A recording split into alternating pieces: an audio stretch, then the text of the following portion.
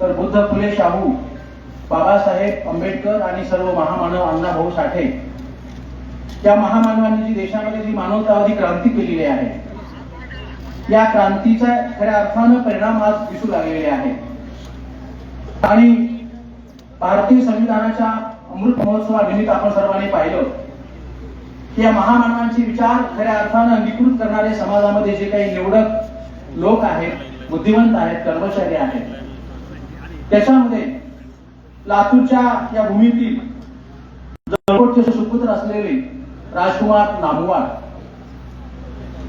लसाकम या संघटनेचे राज्य महासचिव, शिक्षक संघटनेतील आणि इतर सर्व सामाजिक शैक्षणिक चळवळीतील एक जाणत नेतृत्व, धडपडीचे कार्यकर्ते, ते खऱ्या अर्थानं नुकतेच सेवानिवृत्त झाल्यानंतर त्यांचा एक कौटुंबिक सत्कार न होता समाजाला आदर्शदायी अशा पद्धतीचा एक सत्कार समारंभ व्हावा आणि त्या निमित्तानं ज्या माणसाने सातत्याने समाजामध्ये विचार करण्याचं काम केलेलं आहे, तशाच प्रकारची एक विचाराची ज्योत सर्वांच्या मनामध्ये प्रज्वलित व्हावी आणि त्यांच्या हातामध्ये एक वैचारिक ग्रंथ पडावा या उद्देशाने हा व्यापक अशा पद्धतीचा उपक्रम आम्ही आयोजित केलेला आहे. सामाजिक चळवळीमध्ये काम करत असताना वैयक्तिक स्वार्थ बाजूला ठेवून लोकजागृती, लोकप्रबोधन आणि संविधानिक विचार याच गोष्टीला राजकुमार नामवार यांनी महत्व दिलं. आणि म्हणून या निमित्तानं सत्कार समारंभ, गौरव ग्रंथाचं प्रकाशन आणि आपल्या सर्वांसाठी एका बौद्धिक अशा महत्वाच्या विषयावरती माननीय ऍडव्होकेट सरोदे साहेबांचं व्याख्यान, अशा पद्धतीचा हा उपक्रम या ठिकाणी आपण आयोजित केलेला आहे. खरं म्हणजे सेवानिवृत्तीचा दिवस हा सगळ्यांच्याच आयुष्यामध्ये येतो, परंतु ती सेवानिवृत्ती नसते तर ती खऱ्या अर्थानं चळवळीसाठी जीवन समर्पित करण्याची नवी आवृत्ती असते. अशा प्रकारचं एक संदेश या निमित्तानं आम्ही आपल्याला देऊ इच्छितो. आणि म्हणून या ठिकाणी आज आपण भारताची सगळी अवस्था पाहतोय. भारतीय संविधान, ज्या संविधानाचा या ठिकाणी नुकताच अमृत महोत्सव साजरा होत आहे, या संविधानिक विचार जो आहे त्या संविधानिक विचाराची काही वेळा मोडतोड होताना सुद्धा आपण पाहतो. लोकशाहीचे जे चारही खांब आहेत ते चारही खांब निखळून पडते की काय, अशा प्रकारचे एक सामाजिक, राजकीय, सांस्कृतिक परिस्थिती परिमाण आपल्या समोर आज आपल्याला दिसतोय. मग अशा परिसरामध्ये चळवळीत काम करणाऱ्या माणसाचं हे कर्तव्य आहे की काय सत्य आहे, काय असत्य आहे, काय न्याय आहे, काय अन्याय आहे, कोणता धर्म आहे आणि कोणता अधर्म आहे, त्या सगळ्या विचाराची बौद्धिक परिपक्वता, तो सगळा सामाजिक उपदेश आपल्या सर्वांच्या समोर जाणत्या लोकांनी आपल्या समोर ठेवला पाहिजे. आणि म्हणून ऍडव्होकेट सरोदे साहेब यांचं नाव आपल्या सर्वांना माहित आहे. साहेब, ऍडव्होकेट सरोदे साहेब हे नावच महाराष्ट्रामध्ये आज एवढं लोकप्रिय झालेलं आहे की संविधान आणि ऍडव्होकेट सरोदे साहेब हे समीकरण झालेलं आहे. संविधानाचं रक्षण करण्याची जी जी काही नैतिक जबाबदारी महाराष्ट्रामध्ये काही निवडक लोक सांभाळत आहेत, त्याच्यामध्ये प्राधान्यक्रमानं ऍडव्होकेट सरोदे साहेबांचं नाव या ठिकाणी आज घेतलं जात आहे. आणि म्हणून सामान्य माणसामध्ये, ज्याचा राजकीय अंगाशी कोणताही संबंध नाही, अशा सामान्य माणसामध्ये ऍडव्होकेट सरोदे साहेबांच्या व्यक्तिमत्वाचं एक चांगलं आकर्षण आहे. आणि मी या ठिकाणी वकील साहेबांना सांगू इच्छितो की साहेब, या ठिकाणी लातूरकर लोक हे तुम्हाला ऐकण्यासाठी अत्यंत उत्सुक आहेत आणि वेगवेगळ्या माध्यमातून प्रसिद्धी तर केलेलीच होती, परंतु या ठिकाणी केवळ आपल्याला ऐकण्यासाठी हा जनसमूह मोठ्या प्रमाणामध्ये या ठिकाणी उपस्थित आहे. आणि म्हणून लातूरकरांच्या वतीनं, आपल्या सर्वांच्या वतीनं मी पुन्हा एकदा आपल्या सर्वांना विनंती करतो की सर्वांनी एकदा टाळ्यांच्या गजरात सरांचं आपण स्वागत करूया. आजचा व्याख्यानाचा विषय सुद्धा आपण मुद्दा महत्वाचा ठेवलेला आहे, न्यायाचा पाठला. आपल्याला माहित आहे न्याय व्यवस्था हा लोकशाहीच्या चौथ्या खांबापैकी एक महत्वाचा खांब आहे. परंतु आजपर्यंत आपण पाहतो की न्याय सुद्धा या ठिकाणी कशा पद्धतीनं उशिरा मिळालेला न्याय हा खऱ्या अर्थानं अन्यायच असतो असं म्हटलं जातं न्याय व्यवस्थेमध्ये. आणि म्हणून ते न्यायाच्या बाबतीमध्ये काय नेमकी सखोल भूमिका आहे, राज्यकर्त्याची काय भूमिका आहे, न्यायाभोवती कशा पद्धतीने राजकारण चालू आहे आणि न्यायाचं सुद्धा राजकारण कसं चालू आहे, ते सगळं आपल्याला समजून घ्यायचं आहे. आणि त्याच्या अनुषंगाने मग भारतीय संविधान, भारतीय राजकारण, भारतातील पक्ष पद्धती संपवण्याचा घाट असेल, लोकशाहीचा गळा घोटण्याचं कारस्थान असेल आणि संविधान वाद बाजूला सारून छुप्या अजेंड्याने मनुवाद आणण्याचा संकल्प असेल, या सगळ्या गोष्टींची चर्चा झाली पाहिजे. सामान्य माणसाच्या मनामध्ये जे प्रश्न आहेत त्या प्रश्नांना त्या ठिकाणी त्याचं नेमकं उत्तर मिळालं पाहिजे आणि ते सुद्धा या क्षेत्रातील तज्ञ व्यक्तीच्या माध्यमातून मिळालं पाहिजे. म्हणून या ठिकाणी ॲडव्होकेट असीम सरोदे साहेबांना या ठिकाणी आपण निमंत्रण दिलं आणि मागच्या 2 महिन्यापासून प्रयत्न करत असताना ॲडव्होकेट सरोदे साहेबांनी आपल्याला आज 3 एप्रिलची तारीख दिली आणि या दयानंद सभागृहामध्ये, या भरलेल्या सभागृहामध्ये आज खऱ्या अर्थानं आपल्याला हे लक्षात येते की लोक सुद्धा कशा अर्थानं उत्सुक आहेत आणि सजग आहेत. या निमित्तानं एक महत्वाचा संकल्प आम्ही केला. प्रबोध यात्री नावाचा ग्रंथ थोड्या वेळामध्ये आपल्या समोर प्रकाश येतो आहे. माणसाच्या सेवानिवृत्ती निमित्त केवळ विचार हे शेवटी ऐकलेले विचार, वाचलेले विचार काही वेळाने नाहीसे होतात, परंतु लेखणीच्या रूपामध्ये शब्दबद्ध असलेले अक्षर तत्वज्ञान, अक्षर विचार हे मागे राहतात आणि म्हणून प्रबोध यात्री अशा पद्धतीचा एक वैचारिक ग्रंथ त्या निमित्तानं आज आपल्या सर्वांसमोर आम्ही देत आहोत. त्यामध्ये लोकशाहीचं भवितव्य, उच्च शिक्षणाची आजची अवस्था, संविधानिक लोकशाही कशी आहे, लोकशाही समोरची संकट काय आहेत आणि या ठिकाणी महामानवांच्या विचारांचं, त्यांच्या कार्याचं कशा पद्धतीने ब्राह्मणीकरण करण्याचा संकल्प चालू आहे. या सगळ्या महत्वाच्या अशा 10 लेखांची आपल्याला एक पर्वणी या निमित्तानं आम्ही दिलेली आहे आणि म्हणून आपण हा ग्रंथ ही नक्की वाचावा. आपल्यासाठी हा साधारणतः 250 पानांचा ग्रंथ आपल्या सर्वांसाठी फक्त त्याचं स्वागत मूल्य 100 रुपये ठेवलेलं आहे. आपण जाताना रिकाम्या मनाने, रिकाम्या डोक्याने आणि रिकाम्या हाताने जाऊ नये, ही आमची यामागची प्रांजळ भूमिका आहे. आणि म्हणून या ठिकाणी खऱ्या अर्थाने समाजामध्ये जो बुद्धिजीवी वर्ग असतो, कर्मचारी वर्ग असतो आणि जो सामान्य सजग नागरिक असतो, त्या नागरिकांना सुद्धा कशा पद्धतीनं हा खऱ्या अर्थानं लोकशाहीचा रक्षक असतो, लोकशाहीचा आधारस्तंभ असतो. आज आपण आपल्या आजूबाजूला पाहतोय की आपला भविष्य काळ हा कशा पद्धतीने असेल ते आपल्याला सांगता येत नाही. पुढच्या कालखंडामध्ये आपल्याला या लोकशाहीमध्ये, स्वातंत्र्यामध्ये अधिकाराचा उपभोग आपण घेऊ का नाही, अशा प्रकारची या ठिकाणी धास्ती सामान्य माणसामध्ये आहे. आणि म्हणून ह्या सगळ्या वातावरणामध्ये ॲडव्होकेट सरोदे साहेब आपली भूमिका आणि आपले विचार या ठिकाणी आम्हाला अत्यंत प्रेरणादायी मार्गदर्शक असणार आहेत. कारण कवी सुरेश भट यांनी म्हटल्या पद्धतीने समोर कितीही अंधार असला तरी हे असे आहे तरी पण हे असे असणार नाही. हे असे आहे तरी पण हे असे असणार नाही.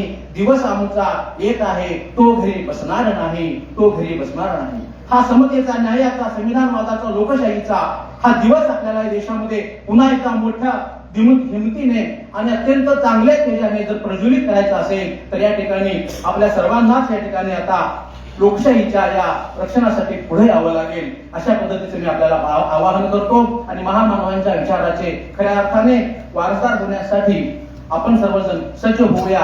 पुन्हा एकदा मी आपल्या सर्वांचं, मान्यवरांचं या ठिकाणी स्वागत करतो आणि लांबत चाललेलं प्रस्ताव संपवतो. धन्यवाद. जय भीम, जय संविधान. धन्यवाद सर.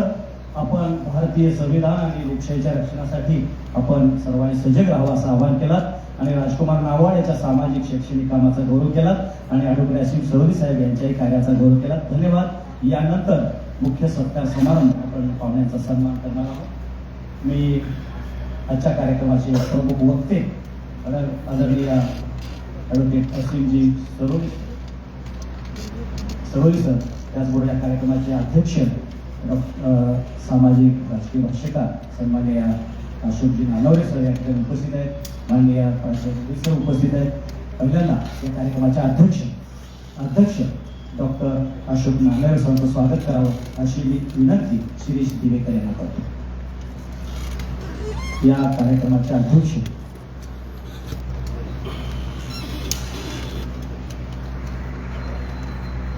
शिरीष दिवेकर यांना विनंती करतो. डॉक्टर अशोक नारनवरे या कार्यक्रमाचे अध्यक्ष त्यांचं आपण स्वागत करावं.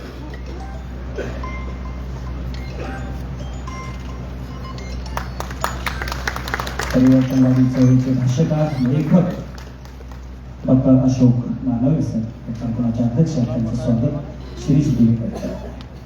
यानंतर आजच्या कार्यक्रमाचे मुख्य वक्ते आणि ज्यांना ऐकण्यासाठी आपण उत्सुक आहोत ते पुण्याहून या ठिकाणी उपस्थित झाले.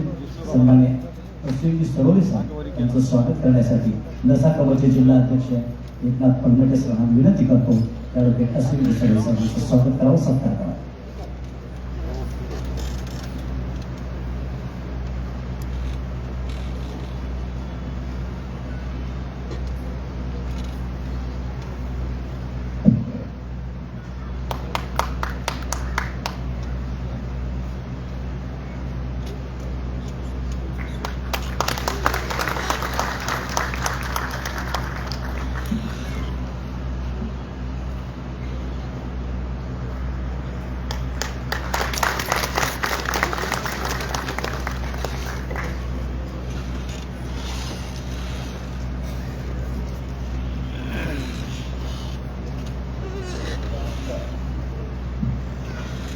यानंतर या कार्यक्रमाला प्रमुख उपस्थिती म्हणून लाभलेले परिषदेचे विचारवंत प्राचार्य सोमनाथजी रोडे सर यांचं स्वागत करण्यासाठी शिक्षक संघटनेचे नेते आपण शिंदे यांना विनंती करतो की आपण रोडे सरांचं स्वागत करावं.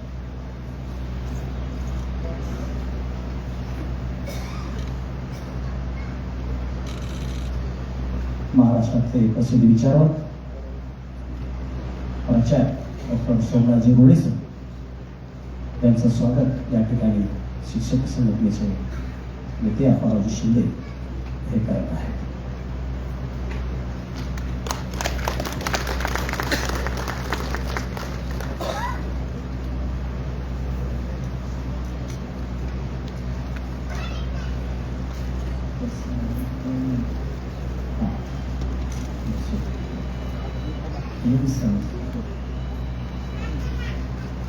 यानंतर मुख्य सत्कार मूर्ती ज्यांच्या सेवागौरव सोहळ्याच्या निमित्तानं आपण उपस्थित आहात ते सन्मान्य मुख्याध्यापक आणि रसायनाचे महासचिव राजकुमारजी नांबवड सर यांचा सत्कार या ठिकाणी होतोय.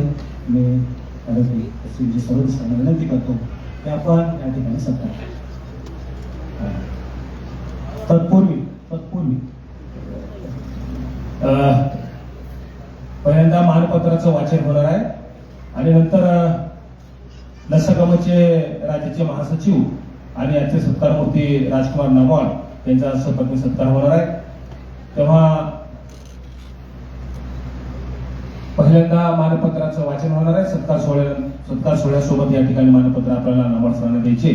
तेव्हा मी प्राध्यापक मारुती कसाब सर आपणास विनंती करतो की आपण मानपत्राचं वाचन करायचे. प्राध्यापक मारुती कसाब सर.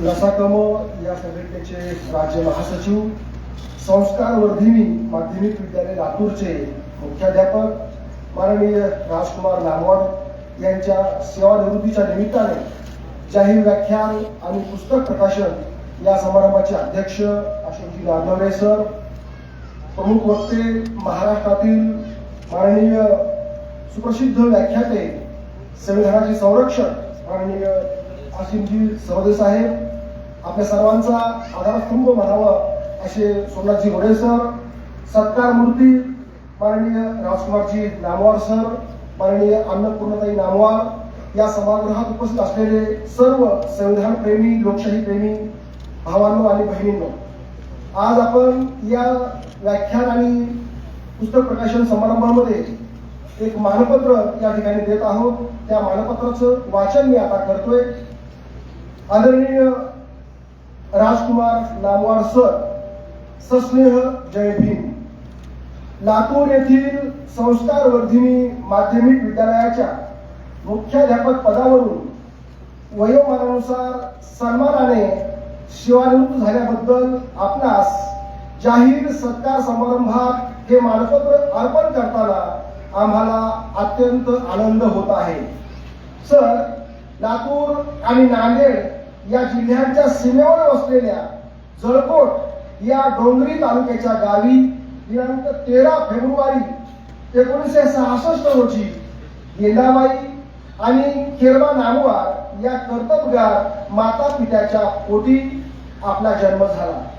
आपले वडील केरबा नांबवड गुरुजी हे परोपकारी व्यक्तिमत्व, बहुजन समाजाचे प्रेरणास्थान आणि सामाजिक कार्यकर्ते म्हणून ते या परिसरामध्ये प्रसिद्ध आहेत. डॉक्टर बाबासाहेब आंबेडकरांच्या विचारांशी लहानपणापासूनच त्यांची नाळ जोडलेली. गावातील अस्पृश्यतेच्या अमानुष प्रथेविरुद्ध त्यांनी एल्गार पुकारलेला. अस्पृश्यांसाठी हॉटेलच्या कोपऱ्यात ठेवलेले फुटके कप फोडण्यापासून त्यांनी चळवळीला प्रारंभ केला. पुढे मराठवाडा विद्यापीठाच्या नामांतर चळवळीतही ते सक्रिय होते. एक आदर्श शिक्षक म्हणून त्यांनी लातूर जिल्ह्यात आपला ठसा उमटविला. आयुष्यभर बामसेफच्या माध्यमातून फुले आंबेडकरी विचार त्यांनी आचरणात आणले. हाच वसा आणि वारसा घेऊन आपण पुढे आयुष्यभर फुले आंबेडकरी चळवळीत काम करीत आहात. आपण बामसेफ शिक्षक संघटना आणि नसाकम सारख्या परिवर्तनवादी संघटनेच्या माध्यमातून कार्यरत आहात. नसागाव आणि राजकुमार नामवार हे एक समीकरण बनले होते. क्रांतीवीर लहुजी साळवे कर्मचारी कल्याण महासंघ या संघटनेला वैचारिक केडरबेस संघटनेचे रूप देण्यात आपण यशस्वी झाला. नरसिंह घोडके गुरुजींच्या खांद्याला खांदा लावून आपण लसागावचा समाज परिवर्तनाचा रथ पुढे नेला आहे. बहुजन जात समूहात फुले शाहू आंबेडकर आणि अण्णाभाऊंचे विचार पोहोचविण्यात आपला सिंहाचा वाटा आहे. आजच्या जात भांडवली, धर्मांध, संविधान विरोधी, अराजक आणि अघोषित आणीबाणीच्या काळात आपण खंबीरपणे पुरोगामी विचारांची पाठराखण करत आहात. ही गोष्ट आम्हाला फार महत्वाची वाटते. विविध प्रबोधन यात्रांच्या माध्यमातून, व्याख्यानांतून आणि प्रशिक्षण शिबिरांतून आपण महामानवांचे विचार खेड्यापाड्यात पोहोचवित आहात. समाजात वैज्ञानिक दृष्टिकोन रुजविण्यासाठी, शिक्षणाचे प्रमाण वाढविण्यासाठी आपण झटत आहात. ही गोष्ट आम्हाला लाख मोलाची वाटते. आजच्या एकतंत्रशाही, हुकुमशाही व्यवस्थेला टक्कर देण्यासाठी आपण स्पष्टपणे राजकीय भूमिकाही घेत आहात. आजच्या या गंभीर काळात हातावर हात धरून न बसता लढणारे आपण लढवय्ये कार्यकर्ते आहात, याचा आम्हाला अभिमान वाटतो. सर, आपले हे कार्य उत्तरोत्तर प्रगतीच्या दिशेने जावो. आपणास सदृढ आरोग्य आणि दीर्घ आयुष्य लाभो हीच निर्मिकाकडे प्रार्थना. आपले डॉक्टर सोमनाथ कदम, बालाजी साळुंके, डॉक्टर अशोक नागनवरे आणि मुख्याध्यापक राजकुमार नामवाड गौरव समिती. धन्यवाद. जय हिंद, जय संविधान. धन्यवाद सर. राजकुमारजी नामवाड सरांच्या कार्याचा गौरव आपण मानपत्राच्या माध्यमातून केला. यानंतर राजकुमारजी नामवाड सर जे सेवानिवृत्त झालेले आहेत, शैक्षणिक सामाजिक कार्यात त्यांचा अत्यंत मोठा इतिहास आहे. अशा या व्यक्तींचा सन्मान सपत्नीक करावा अशी विनंती आजच्या कार्यक्रमाचे प्रमुख वक्ते अरविंद सरोज साहेब यांना विनंती करतो. आपण सपत्नीक आदरणीय राजकुमारजी नामवाड सरांचा सन्मान करावा, सत्कार करावा, नामवडताईंचाही सत्कार करावा. अशा काही विषय आणि प्राध्यापक डॉक्टर योगी मॅडम विनंती आपण शारदाताई हजर यांनाही विनंती आपण अशा काही विषय आणि डॉक्टर वनमाला लोंढे यांना विनंती आहे आपण विचारपीठ यावं. हजारेताई यांनाही विनंती आपण विचारपीठ यावं.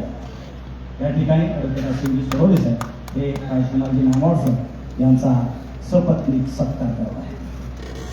नामवडताईंचाही आपण सन्मान करावा अशी विनंती जिल्हा परिषद सदस्य अशा काही विषय डॉक्टर वनमाला लोंढे एका निश्चित अनेक वर्ष शैक्षणिक क्षेत्रामध्ये सामाजिक चळवळीमध्ये त्यांनी आपल्या कामाचा ठसा उमटला ते आदरणीय राजकुमारजी नामवाड सर यांचा गौरव या ठिकाणी सत्कार या ठिकाणी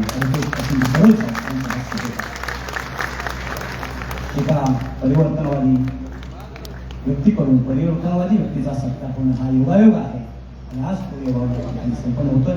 ॲडव्होकेट सरोज साहेबांचे हा सन्मान, हा सत्कार आदरणीय राजकुमारजी नामवाड सरांचा होतो.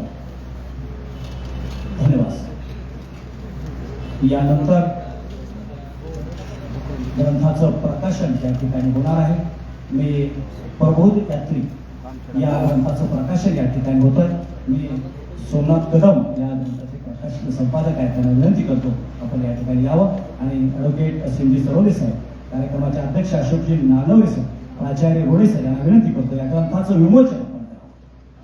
प्रबोध यात्री हा एक खूप सुंदर असा ग्रंथ या ठिकाणी प्रकाशित होतोय. त्याचं संपादन प्राध्यापक डॉक्टर सोमनाथ कदम यांनी केलेलं आहे. ॲडव्होकेट सरोदे साहेब आणि मान्यवरांना विनंती करतो आपण या ग्रंथाचं प्रकाशन करावं.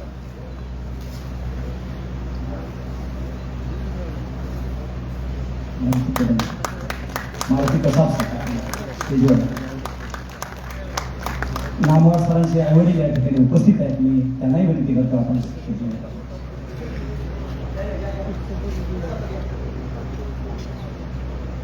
या ठिकाणी प्रबोध यात्री या राजकुमार नामवाड सरांच्या सर्व परिवाराला विनंती करतो की आपण विचारपीठावर व्हायचे. सर्व परिवार, त्यांचे बंधू, आई वडील,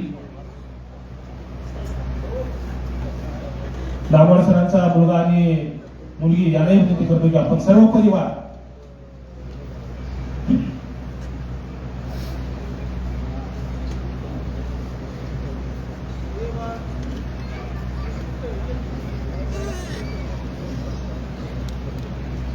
खऱ्या अर्थानं ज्यांना नामवड सरांना घडवले त्यांचे पिताश्री केरबा नामवड या ठिकाणी उपस्थित आहेत.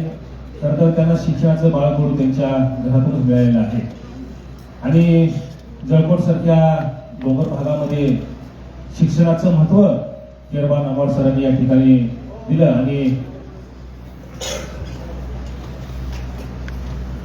आणि म्हणून या ठिकाणी जी नामवड सरांची जी सर्व भावंड आहेत ती सर्व उच्च शिक्षित आहेत, वेगवेगळ्या व्यवसायामध्ये वेगवेगळ्या नोकरीवरती सध्या कार्यरत आहेत आणि म्हणून जी केरबा नामवड सरांनी जी एक वैचारिक जडणघडण त्या परिवारामध्ये केलेली आहे ती निश्चितपणे एक अभिमानास्पद आहे. आणि अलीकडे आशिम सरदे सरांच्या उपस्थितीमध्ये नामवड सरांचा सत्कार होतोय. खरं तर हा अतिशय योगायोग आहे. सामाजिक चळवळीमध्ये काम करणारा कार्यकर्ता सातत्यानं आयुष्यभर चळवळीमध्ये काम करायचा आणि शेवटी आयुष्याच्या सेवानिवृत्तीच्या शेवटी एका एवढ्या मोठ्या महाराष्ट्रातल्या थोर विचारवंताच्या हस्ते आपला सन्मान होतोय. हे खऱ्या अर्थानं आयुष्यात आपण सामाजिक चळवळीमध्ये केलेलं काम त्याचं हे यश आहे असं मला मी चुकीचं होणार नाही. परत एकदा आपल्या नामवड सरांचं या ठिकाणी आपल्या सर्वांच्या वतीनं खूप खूप या ठिकाणी स्वागत करतो. आपल्या सर्वांना विनंती करतो की टाळ्या वाजवून आपण स्वागत करूया. या ठिकाणी पर्वत यात्री या ग्रंथाचं आपल्या सर्वांच्या उपस्थितीमध्ये प्रकाशन झालेलं आहे. या ठिकाणी खरं तर आपल्याला आदरणीय सौरभ सरांना ऐकायचे, त्याच्यामुळे तुमच्या आणि माझ्यामध्ये अधिकचा वेळ न घेता अवघे फक्त 2च व्यक्ती 5-5 मिनिटं आपल्या ठिकाणी मदत व्यक्त करणार आहेत.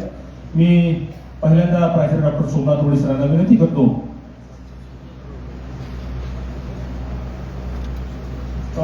एक या ठिकाणी विशेष असा सत्कार या ठिकाणी संपन्न होणार आहे. आमच्या सर्वांचे मार्गदर्शक डॉक्टर शिवाजीराव जोळगेकर सर यांची लातूर शहर महानगरपालिकेच्या शिक्षण तज्ज्ञ म्हणून नगरसेवकपदी निवड झालेली आहे आणि म्हणून या ठिकाणी गौरव समितीनं या ठिकाणी निर्णय घेतलेला आहे की या ठिकाणी प्राध्यापक डॉक्टर शिवाजीराव जोळगेकर सर शिक्षण तज्ज्ञ म्हणून या ठिकाणी लातूर शहर महानगरपालिकेच्या शिवसदस्यपदी निवड झाले. आजच्या कार्यक्रमाचे प्रमुख होते अलीगड आशिम सरदे साहेब. आपणास विनंती करतो की आपण प्राध्यापक डॉक्टर शिवाजीराव जोळगेकर सरांचा सत्कार करावा.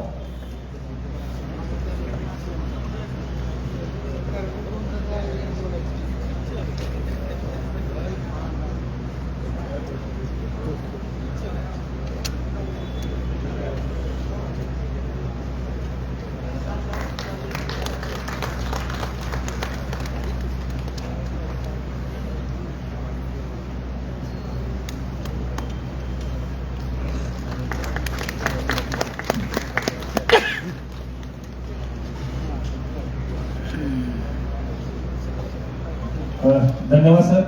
यानंतर आदरणीय प्राचार्य सोमनाथ रोडे सर आपल्यास विनंती करतो की आपण या कार्यक्रमाच्या अनुषंगाने आपण शुभेच्छा द्याव्या.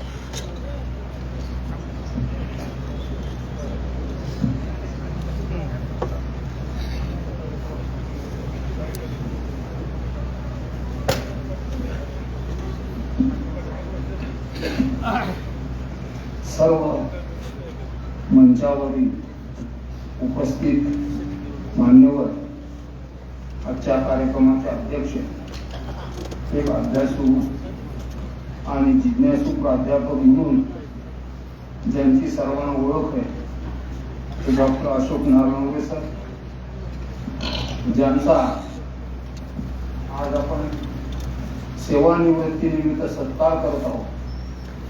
ते आमचे मित्र, अतिशय धडपडणारे, लसाकम या चळवळीचे खंदे कार्यकर्ते, पडेल ते काम खांद्यावर घेऊन पुढे जाण्याची ज्यांची वारकऱ्यासारखी भूमिका असते ते राजकुमार नामवार, सौ नामवार ताई.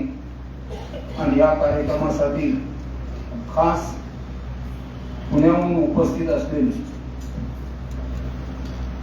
विशेषतः संविधानाचे अभ्यासक आणि पुरोगामी चळवळीचे आधारस्तंभ म्हणून ज्यांच्याकडे पाहिलं जातं ते तरुण तडफदार असे विधिज्ञ ॲडव्होकेट हसीन सरोदेजी.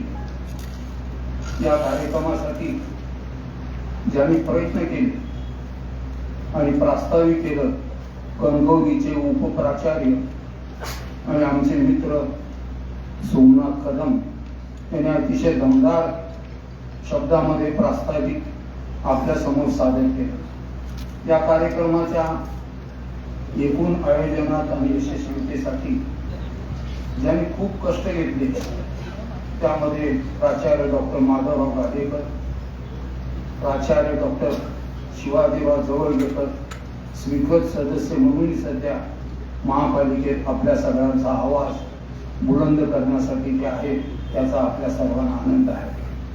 अंधश्रद्धा निर्मूलन समितीचे महाभाऊ भावगे आणि लसाकम असो, G24 असो किंवा पुरोगामी चळवळीचं कुठलंही काम असो, या सगळ्या चळवळीच्या मागे पडद्याच्या मागे राहणारा एक महान कलावंताने धडपडणारा कार्यकर्ता नरसिंग घोडके यांचा आवर्जून उल्लेख केला पाहिजे.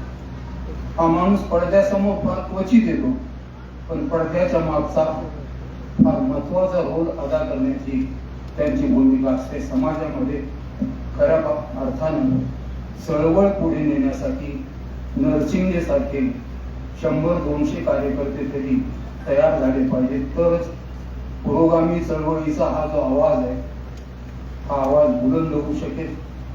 आज जेवढ्या मोठ्या संख्येत आपण या ठिकाणी हजर आहोत, ही संख्या मला प्रश्न पडतो की सार्वजनिक निवडणुकीच्या वेळेस मतामध्ये का परावर्तित होत नाही, हा माझा खरा प्रश्न आहे. ज्या संख्येत आपण हजर आहोत त्या ताकदीनं परिवर्तनकारी विचारांना बळ देण्यासाठी आपण पुढे येण्याची गरज आहे.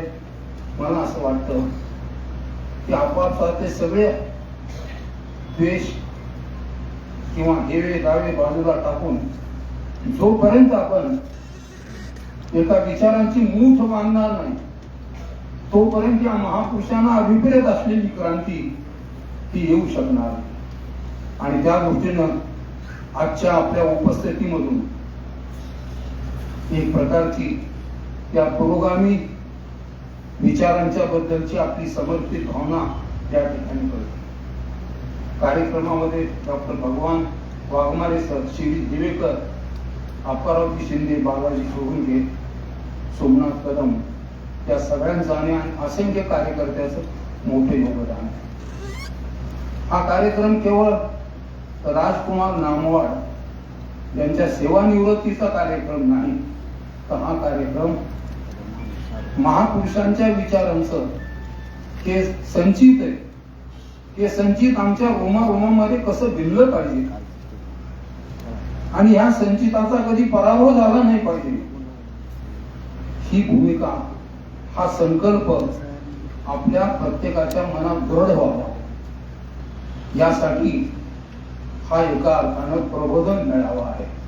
ही सेवानिवृत्तीची सभा नाही, ही खऱ्या अर्थानं आपल्या सर्वांच्या अंतःकरणामध्ये डॉक्टर बाबासाहेबांनी दिलेला विचार, ज्योतिबा फुलेंनी दिलेला विचार, अहिल्यादेवीने दिलेला विचार, सावित्रीबाईने दिलेला विचार, अण्णाभाऊ साठेने दिलेला विचार, स्वराज्याचे प्रवर्तक छत्रपती शिवाजी महाराजांनी दिलेला विचार आणि लोकराजा शाहू महाराजांनी दिलेला विचार, हा विचार महाराष्ट्राच्या मातीत कदापि पराभूत झाला नाही पाहिजे. तो पराभव आमच्या वर्मी कुठेतरी लागला पाहिजे आणि सर्व एकवटून या विचारांचं इथे सरकार आलं पाहिजे. या विचारांचे प्रतिनिधी स्थानिक संस्थापासून ते पार विधानसभा लोकसभेपर्यंत गेले पाहिजे, तरच सामान्य माणसाचा आवाज बुलंद होऊ शकेल. आज सर या ठिकाणी भारतीय संविधान आणि वर्तमान राजकारण आणि त्याचा स्तर इतका खालच्या स्तरावर चाललेला आहे की भारतीय लोकशाहीचं भवितव्य एका खोल गर्तेमध्ये दडपलं जाणार की काय, अशा प्रकारची भीती वाटते. संविधानाची मोडतोड करण्यासाठी संकल्प बांधलेले लोक, संकल्पित झालेले लोक घराघरामध्ये जाऊन ज्या पद्धतीनं हिंदुत्वाचा प्रचार करत आहे. मला असं वाटतं त्या हिंदुत्वाच्या प्रचाराच्या संदर्भात परवाच रामचंद्र गुहानी साधनामध्ये एक महत्वाचा लेख लिहिलेला की भारत देश हा हळूहळू हिंदू पाकिस्तान होण्याच्या मार्गावर पुढे चालला आहे. हिंदू पाकिस्तान शब्द वापरला. मला असं वाटतं की हा जो इशारा रामचंद्र गुहा यांनी दिला तो इशारा आम्हाला लक्षात घ्यावा लागेल. मी आपल्याला म्हणालो की ही नामवड सरांच्या बद्दलची कृतज्ञता सभा आहे, परंतु खऱ्या अर्थानं त्यांचाही उद्देश हा आहे की माझ्या सेवानिवृत्तीनिमित्त प्रबोधनाचा विचार लोकांच्या मध्ये अंकुरित झाला पाहिजे.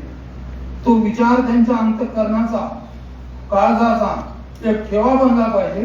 ही भावना त्यांच्या मनामध्ये, त्यांच्या सहकार्यांच्या मनात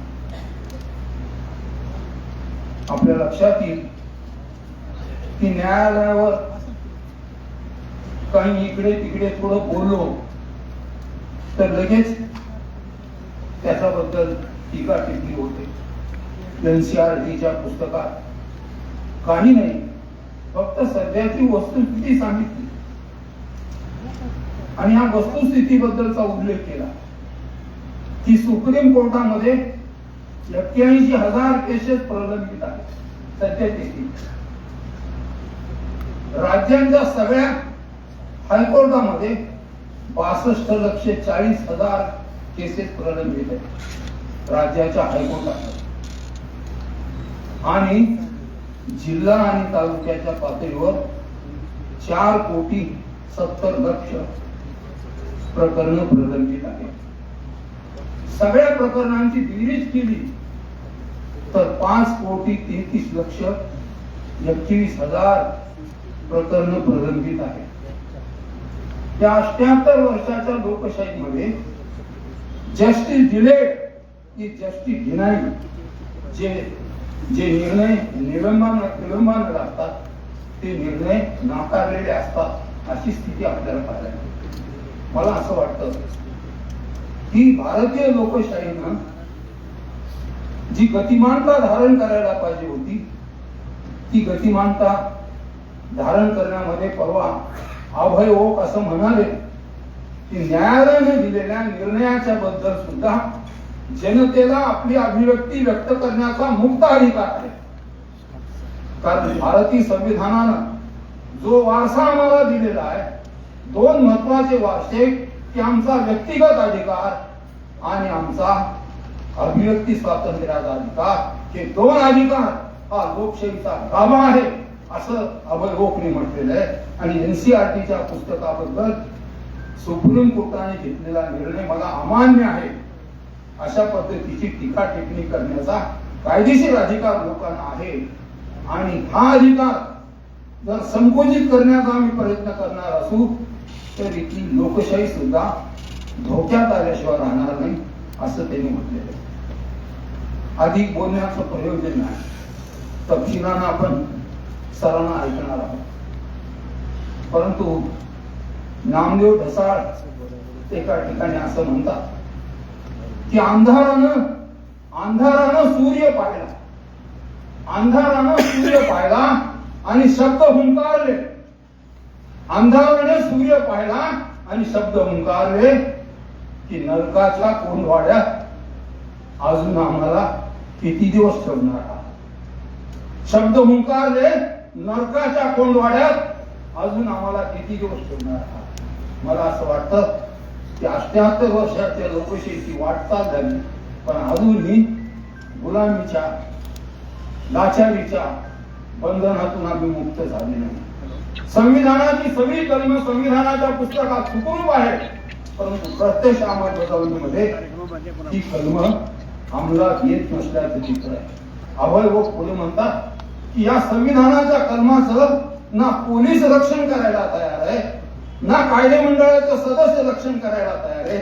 सगळ्या गोष्टी कोर्टाकडे येत असलेल्या दिसतात. कारण राज्यकर्ते बेफिकीर आहेत त्या प्रश्नाच्या बद्दल आणि पोलीस देखील चालढकलपणा करतात किंवा पोलीस सुद्धा राजकीय पक्षांच्या इशाऱ्याप्रमाणे चालतात. अशा स्थितीमध्ये सगळा लोड कोर्टावर येतो.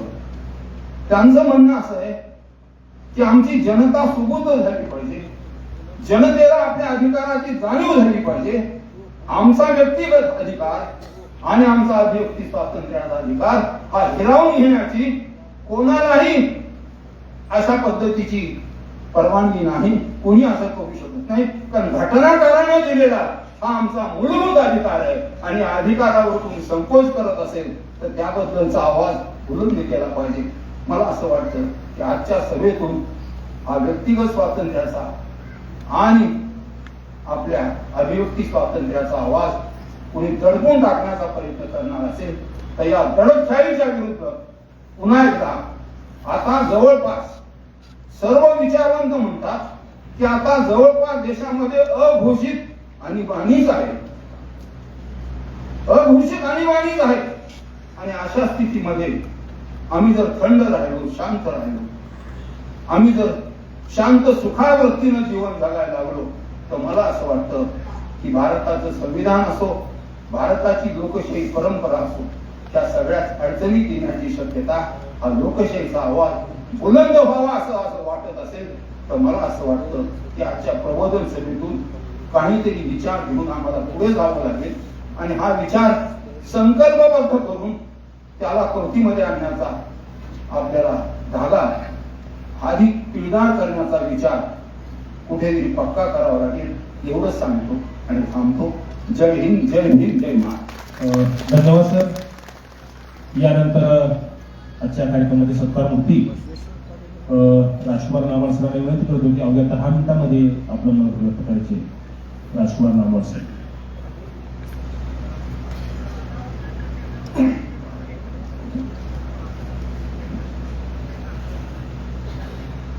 गौरव समितीच्या वतीनं आयोजित या समारंभाचे अध्यक्ष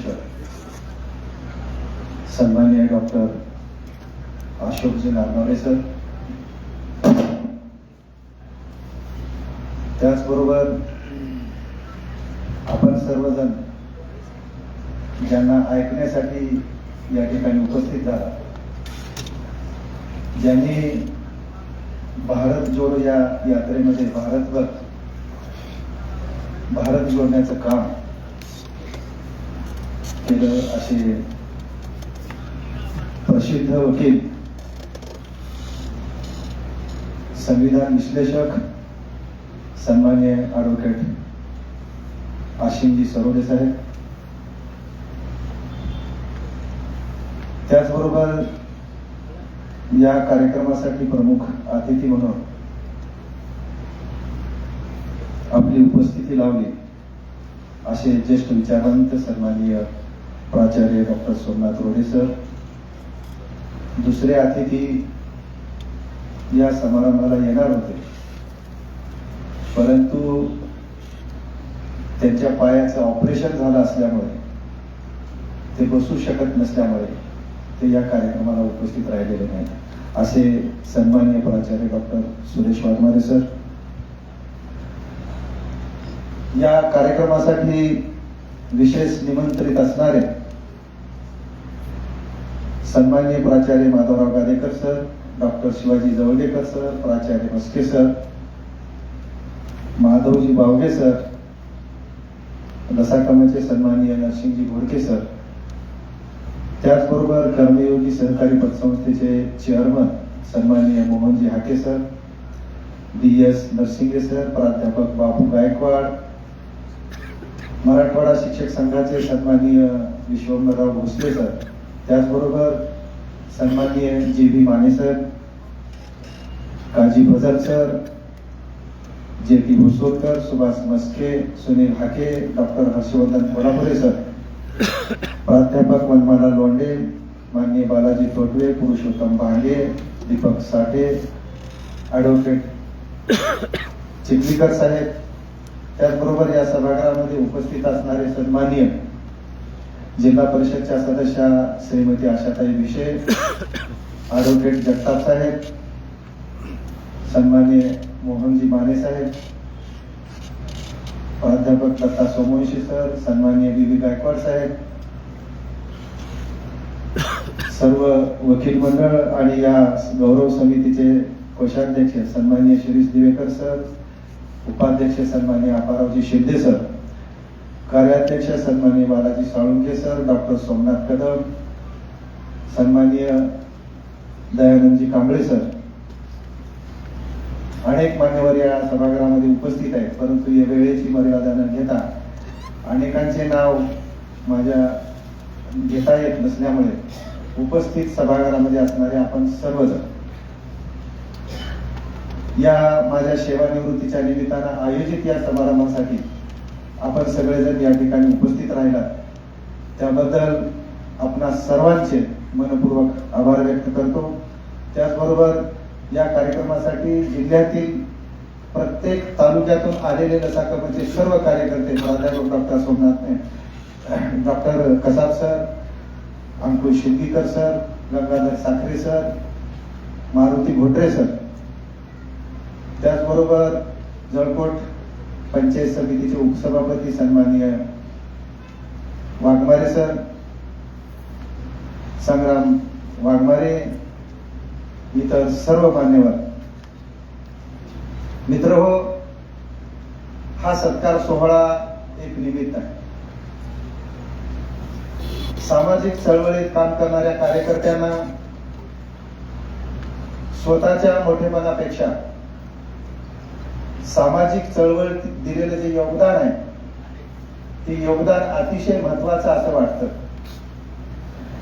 आणि ज्या कार्यकर्त्याबरोबर मी काम करत होतो ते सगळे कार्यकर्ते आणि आमची जेव्हा चर्चा झाली की केवळ सत्कार हा सत्कार होण्यापेक्षा एक वैचारिक मेजवानी आपणा सर्वांना दिली पाहिजे आणि ती वैचारिक मेजवानी तुम्हाला देण्याच्या संदर्भानं या कार्यक्रमाचं आयोजन या ठिकाणी केलं गेलं. खरंच या सत्कार समितीचं मी मनपूर्वक स्वागत करतो, कारण त्यांनी तुम्हाला अपेक्षित अशा प्रकारची वैचारिक मेजवानी या कार्यक्रमाच्या माध्यमातून उपलब्ध करून देण्याचं जी जबाबदारी घेतली ती जबाबदारी आज ती पार पाडतात. या ठिकाणी उल्लेख केला गेला सामाजिक क्षेत्रात असेल, वैचारिक क्षेत्रात असेल किंवा सांस्कृतिक क्षेत्रात असेल, शैक्षणिक क्षेत्रात असेल, अशा विविध क्षेत्रामध्ये आपण काम करत असताना आम्ही तुम्हाला पाहिलं असं ते म्हणाले. परंतु या पाठीमागची जी पार्श्वभूमी आहे ती पार्श्वभूमी म्हणजे माझे वडील. माझे वडील खर तर एकटेच घरात शिकलेले आणि त्यांच्या काळातली सामाजिक परिस्थिती जर लक्षात घेतली